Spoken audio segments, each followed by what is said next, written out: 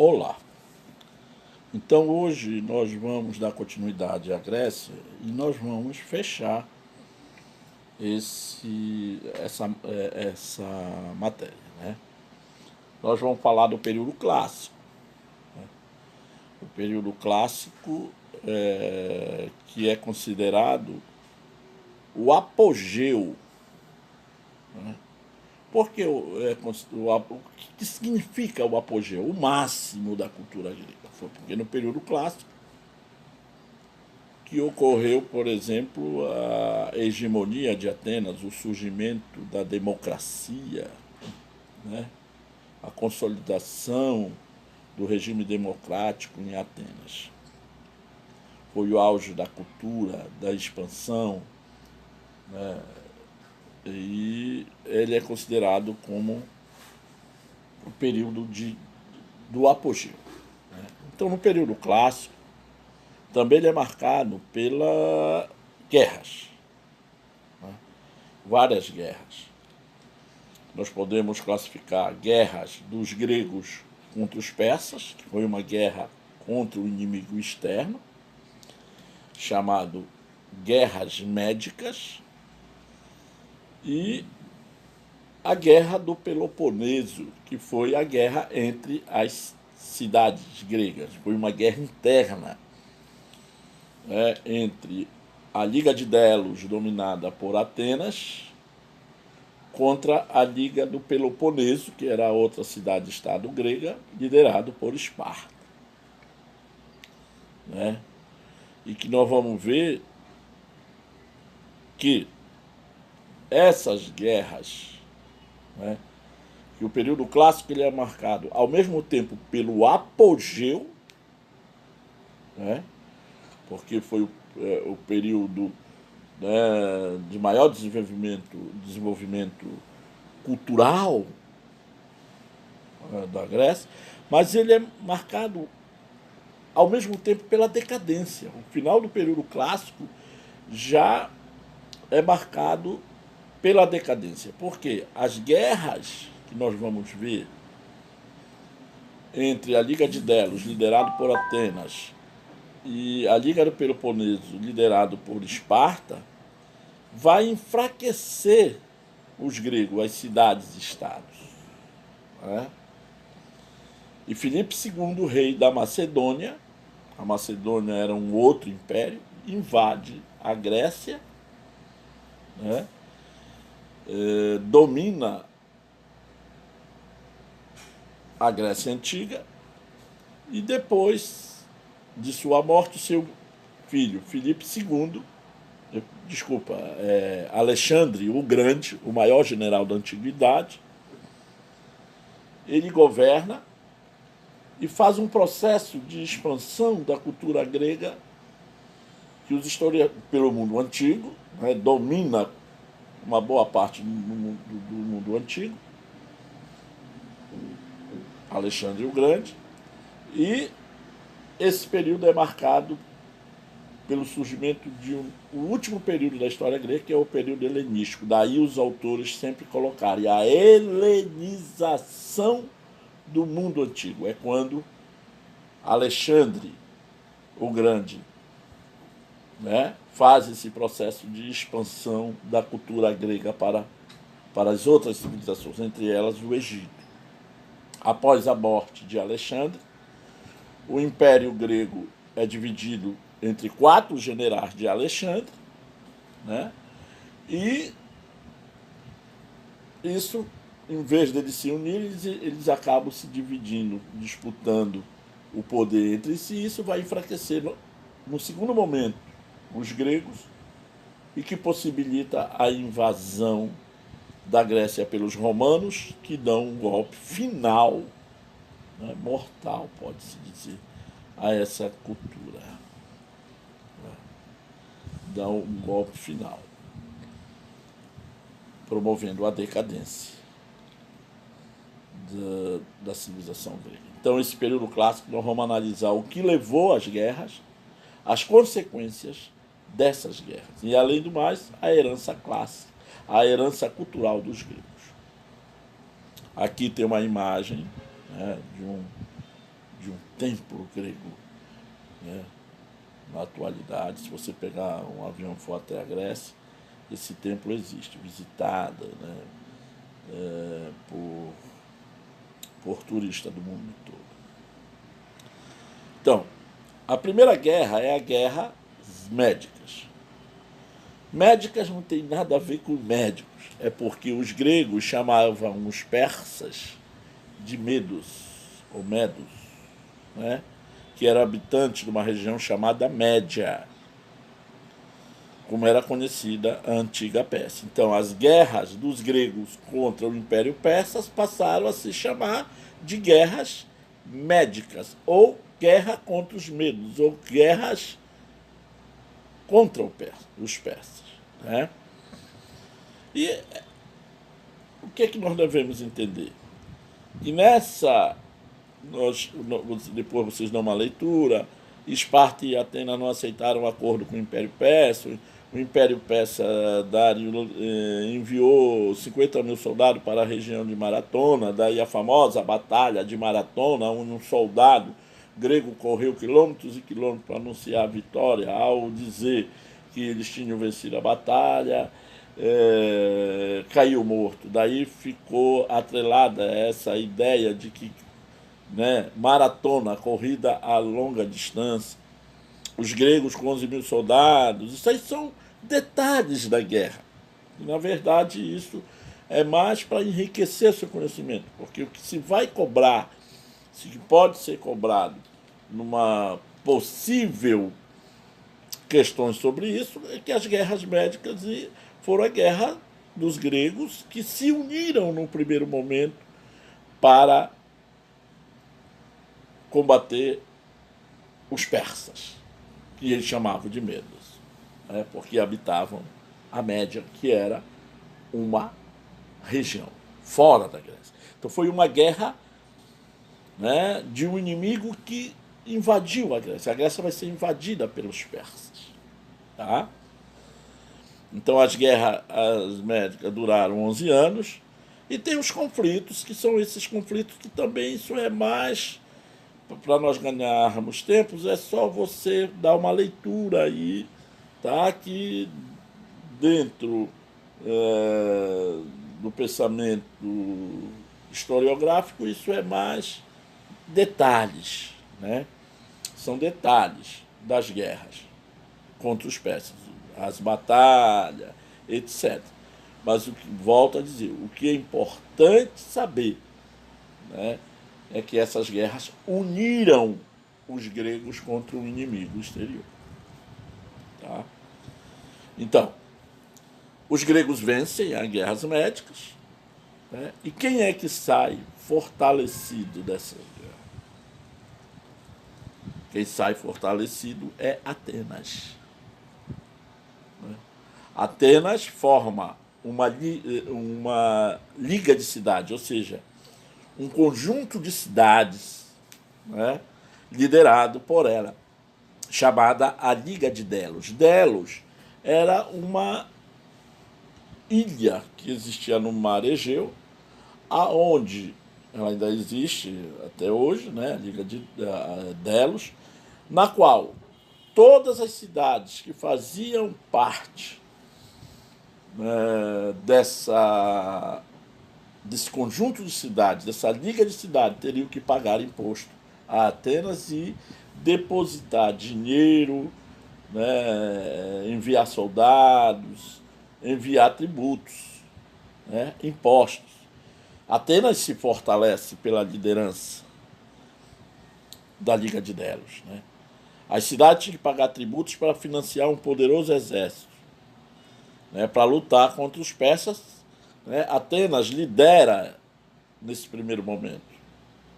Tá? Lógico que Atenas, que era governada por Péricles, que era sobrinho de Clístenes, né, passou por um crescimento econômico. Lógico, se ela liderava, ela vai se beneficiar com a cobrança desses impostos. Né? Tanto que houve a construção do Paternon. Paternon é aquele primeiro, né? Vou voltar. É esse monumento construído, né? O Partenon mostra justamente a pujança econômica de Atenas, né? Quanto à liderança da Liga de Delos, em virtude da cobrança de impostos que vai desencadear um crescimento econômico. É o auge de Atenas. Daí dizer que se dá no período clássico, o auge da cultura, né, que se dá no governo de Péricles. Né? Daí dizer que ele foi o pai da democracia. Tá? Então, com o fim da guerra contra os persas, Atenas exigiu que as cidades da Liga continuassem a pagar os tributos. Então a guerra acaba, né? A guerra acaba contra os persas e Atenas exige que as cidades que faziam parte da Liga de Delos elas continuassem pagando tributo. Lógico que isso vai gerar resistência. É justamente Esparta, né, que era outra grande cidade grega, a cidade-estado militarizada, ela não vai ver com bons olhos, e ela forma um outro conjunto de cidades que é a Liga do Peloponeso. Então, a partir daí, a Grécia ela vai ficar bipolarizada. De um lado, as cidades lideradas por Atenas, que é a Liga de Delos, né?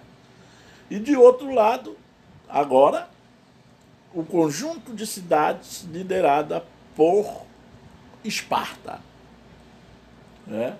Que é a Liga do Peloponeso.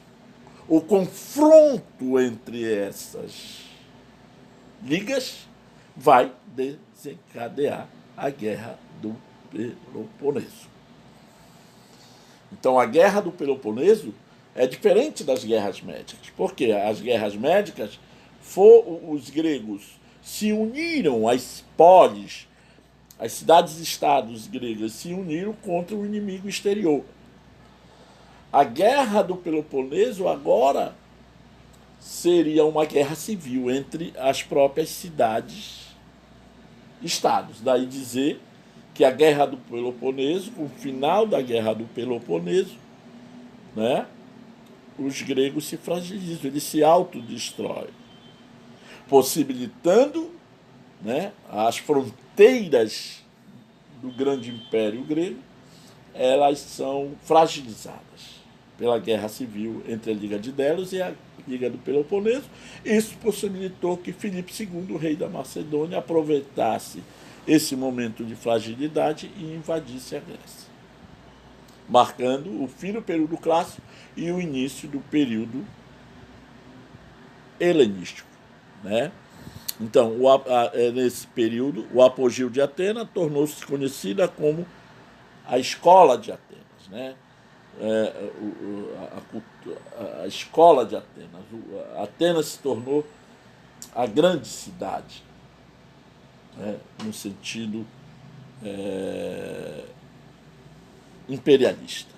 E que isso vai incomodar Esparta e que isso vai gerar a consequência disso, que é a Guerra do Peloponeso. Como eu falei antes, Liga do Peloponeso liderada por Esparta. Inicia-se a Guerra do Peloponeso. Com o fim da guerra, com a vitória, Esparta torna-se a mais poderosa cidade. Então, até o final do período clássico, até no período clássico, né? Ali, a boa parte do período clássico era a principal cidade, era Atenas. Após a Guerra do Peloponeso, Esparta ganha, ela se torna a cidade mais poderosa. A cidade de Terma colocou fim, Tebas era outra cidade. Outra guerra vem em seguida, que é a Guerra de Esparta contra Tebas. Esparta e Atenas fazem aliança para derrotar Tebas. A Grécia, olha, estava arruinada. Então, 338 a.C., Filipe II conquista a Grécia.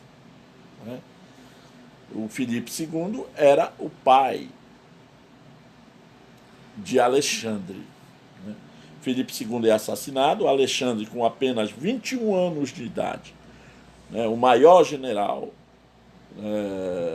da antiguidade, né, é considerado por muitos historiadores, deu continuidade à expansão do Império Macedônico. Então, eu vou falar um pouco de Alexandre. Né? Eu vou falar um pouco de Alexandre. Vou deixar aqui no Alexandre. O Alexandre, ele tinha uma peculiaridade. Ele era diferente da maioria dos generais na antiguidade. Né? Ele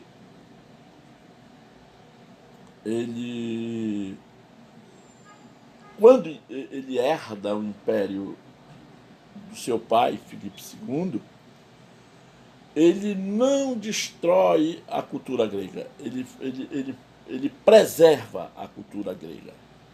Tipo assim, os templos, as bibliotecas, os monumentos, ele preserva. Até então, porque, além de ser militar, ele teve uma criação, né, uma formação muito grande. Ele estudou filosofia, ele era um homem culto, pode-se dizer. Dentro da medida possível, ele era um homem culto. Né? Então, daí ele preservar a cultura grega. Só que ele tinha um projeto militar que era justamente um processo expansionista, que isso era comum, né, no mundo antigo. Então, ele passa a fazer um processo de ocupação militar de várias regiões do mundo antigo. Ele conquista o Egito, por exemplo. Lá se constrói a famosa Biblioteca de Alexandria, que foi considerada uma das 7 maravilhas do mundo. Né? Então, quando ele invadia um lugar, que ele ocupava um lugar, ele não destruía a cultura local. Ele preservava. Diferente, por exemplo, dos romanos. Os romanos, quando invadiam um lugar, a primeira coisa que eles faziam era destruir totalmente uma cidade, saqueavam, tocavam fogo. Não, Alexandre mantém a cultura local. Então, o que é a importância? Cuidado com isso. O Alexandre, ele faz um processo de expansão e divulgação da cultura grega pelo mundo antigo. Daí os historiadores falaram que ocorre a helenização do mundo grego. Então, que é justamente o último período da história grega, que é o período helenístico. A coisa mais importante que ocorreu foi a helenização do mundo antigo. É quando a cultura grega se expande, chega no Egito, há um processo de fusão, de expansão e fusão da cultura grega. Ela se mistura com elementos culturais de outras civilizações. Isso nós chamamos de helenização. E o Alexandre o Grande, ele foi responsável por isso. Só que o Alexandre morre muito jovem, com 20 e poucos anos, parece que com 22 anos. Ele pega uma febre no campo de batalha e ele vem a falecer. Né? Muito jovem. Alguns autores dizem que foi uma doença, malária, tipo assim, e como não tinha cura na época, ele morre. Né? Ao morrer, ele não deixa herdeiro, o império é dividido entre 4 generais e os generais acabam brigando entre eles. E isso fragiliza novamente as defesas desse império helenístico, que é invadido pelos romanos e que bota abaixo toda esta expansão grega pelo mundo antigo. Então, com a invasão romana, ocorre a decadência desse império helenístico, estabelecido por Alexandre.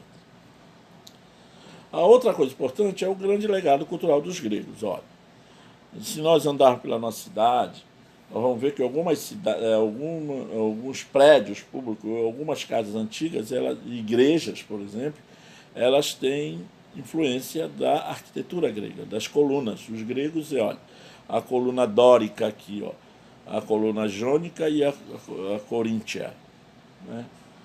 Isso é herança arquitetônica, né, desse período clássico, que nós chamamos de, daí dizer, cultura clássica, né? Herança cultural clássica, né? Daí um historiador dizer o seguinte, que nós, homens ocidentais, né, corre em nossas veias um sangue clássico, greco-romano.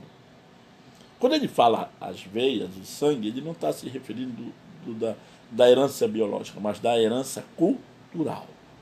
Nós vamos ver que no nosso cotidiano, em pleno século XXI, ainda tem elementos, sejam eles arquitetônicos, no costume, na fala, na língua, que estão presentes no dia a dia, que vem da Grécia e que vem de Roma, porque a Grécia e Roma são consideradas as civilizações clássicas. Então, a língua e poesia. Nossa língua está cheia de palavras derivadas do grego. Com os gregos aprendemos a expressar nosso sentimento por meio da poesia, né? A religião, mesmo sendo politeísta, os gregos imaginavam seus deuses à imagem e semelhança do homem. Olha aí, os deuses, imagem e semelhança do homem. Tem alguma coisa relacionada à interpretação bíblica, né? Se nós analisarmos, né? Que os deuses é a semelhança.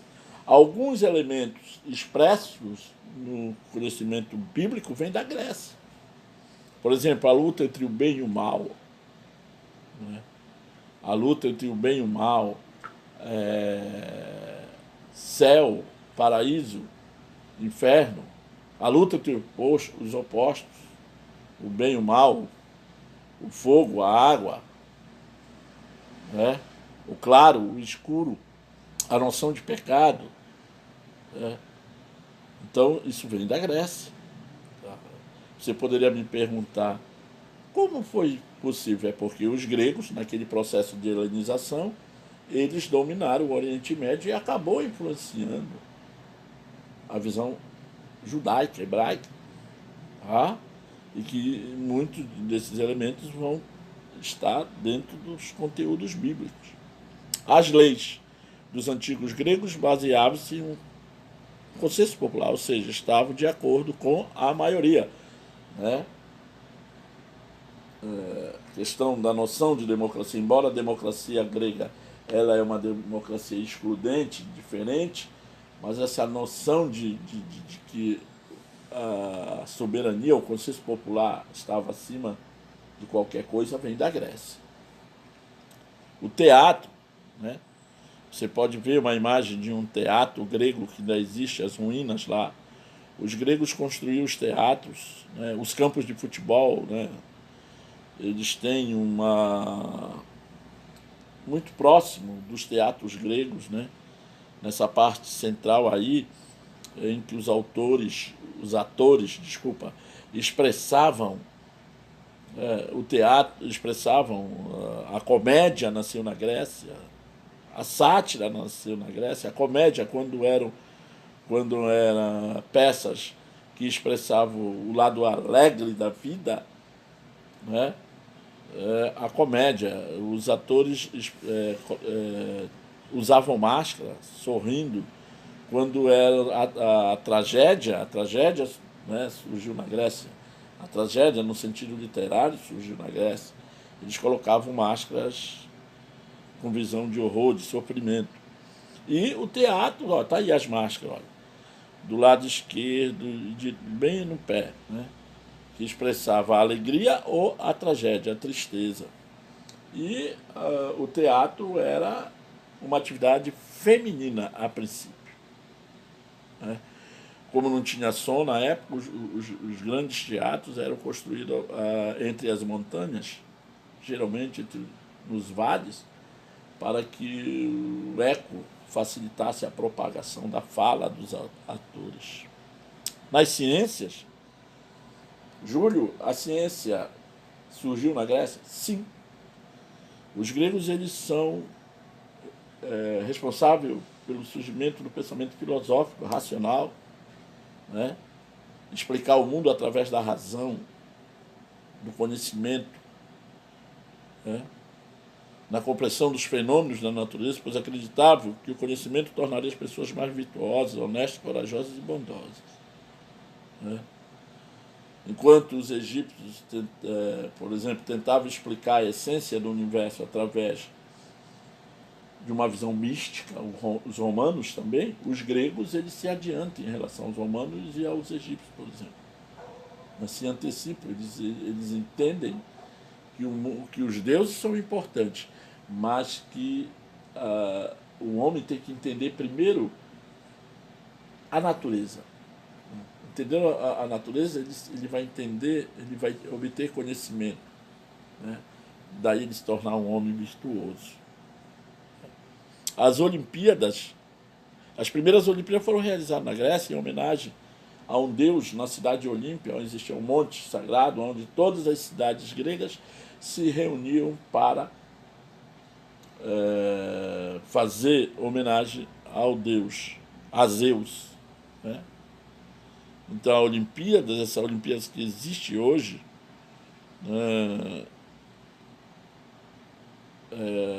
foram as primeiras realizadas na Grécia, que mandavam as cidades-estados.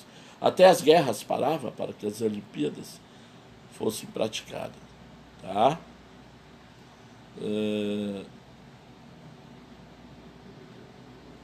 Então, o que é que nós podemos ver?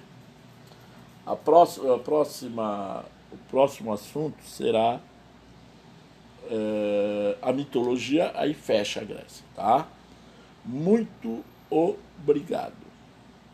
Bom dia.